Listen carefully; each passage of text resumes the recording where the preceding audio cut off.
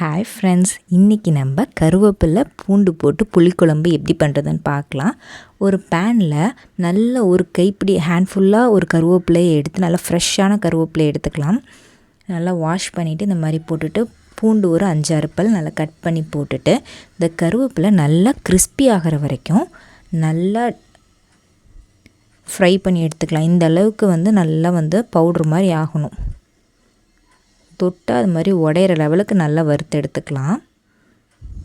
பாருங்கள், கருவேப்பிலை சாப்பிட்றதுனால முடி நல்லா வளரும். ரத்த சோகெல்லாம் நமக்கு இந்த கருவேப்பிலை சாப்பிட்டா வரவே வராது.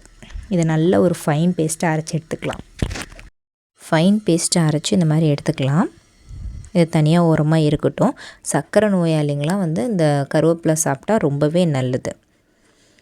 மறுபடியும் பேனில் ஆயில் ஊற்றிட்டு கடுகு, உளுந்தம்பருப்பு, 1 டீஸ்பூன் வெந்தயம், 1 டீஸ்பூன் சீரகம் ஆட் பண்ணி நல்லா பொரிய விட்டுருங்க. பொதுவாக நம்ம கருவேப்பிலை எதுக்காக சமையலில் ஆட் பண்ணுவோன்னா செரிமானத்துக்காக தான். அது செரிமானத்தன்மை அதிகப்படுத்தும் கருவேப்பிலைங்கிறது. சின்ன வெங்காயம் ஒரு 20-30 சின்ன வெங்காயம், கருவேப்பிலை, 10 பல் பூண்டு, இதெல்லாம் எண்ணெயில் நல்லா வதங்க விடுங்க. நல்லா வதங்கணும். ஒரே ஒரு தக்காளி ஆட் பண்ணிக்கலாம். ஏன்னா புளி ஊற்ற போடும். ஸோ தக்காளி கம்மியாக ஆட் பண்ணால் போதும். இந்த தக்காளி வதங்கிறதுக்கு குழம்புக்கு தேவையான அளவு உப்பு போட்டு நல்லா வதக்கி விட்டுடலாம். 1 டீஸ்பூன் மஞ்சத்தூள், காரத்துக்கேற்ப மிளகாத்தூள் ஆட் பண்ணிக்கோங்க. சாம்பார் தூள் 1 டீஸ்பூன்.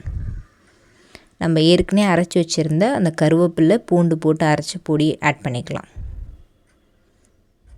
இந்த மசாலாவோட இந்த பொடியெலாம் நல்லா மிக்ஸ் ஆகட்டும். சிம்மில் வச்சு கொஞ்ச நேரம் நல்லா வணக்கி விடுங்க. சூப்பராக இருக்கும் இந்த கருவேப்பிலை குழம்பு. குழந்தைங்களுக்குலாம் கொடுத்தா ரொம்பவே நல்லது. ஒரு லெமன் சைஸ் புளி எடுத்து கரைச்சி வச்சுருக்கேன். அந்த புளியை நம்ம ஆட் பண்ணிக்கலாம். புளி தண்ணி நல்லா கொதிக்க விடுங்க. கொதிக்க விட்டால் கொஞ்ச நேரத்துலேயே மூடி போட்டு மூடி வச்சுட்டு கொஞ்ச நேரத்தில் குழம்பு இந்த அளவுக்கு நல்லா திக்காகிடும். இது சாதத்தில் போட்டு சாப்பிட்டா சூப்பராக இருக்கும். பாருங்கள், அவ்வளோதான், ரெடி ஆகிடுச்சு. சத்த நேரத்தில் பண்ணிடலாம். கருவேப்பிலை நம்ம நார்மலாக கொடுத்தா சாப்பிட மாட்டாங்க, தனியாக எடுத்து வச்சுருவாங்க. இது ஆப்ஷனல் தான். நீங்கள் லைட்டாக வெல்லம் போடுறதுனா போட்டுக்கலாம். வெல்லம் போட்டால் அது ஒரு டேஸ்ட் சூப்பராக இருக்கும். இங்கே பாருங்கள், செம்மையாக ரெடி ஆகிடுச்சு. சுட சுட சாதத்தில் இந்த கருவேப்பிலை குழம்பை போட்டு ஊற்றி சாப்பிட்டோன்னா செம்மையாக இருக்கும்.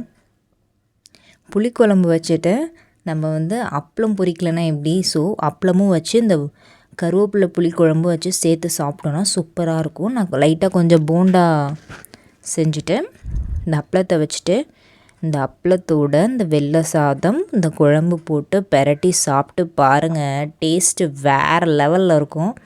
ட்ரை பண்ணி பார்த்துட்டு எப்படி இருந்துச்சுன்னு கமெண்ட் பண்ணுங்கள். இந்த வீடியோ பிடிச்சிருந்துச்சுன்னா லைக் பண்ணிக்கோங்க, சப்ஸ்கிரைப் பண்ணிக்கோங்க. Thank you for watching.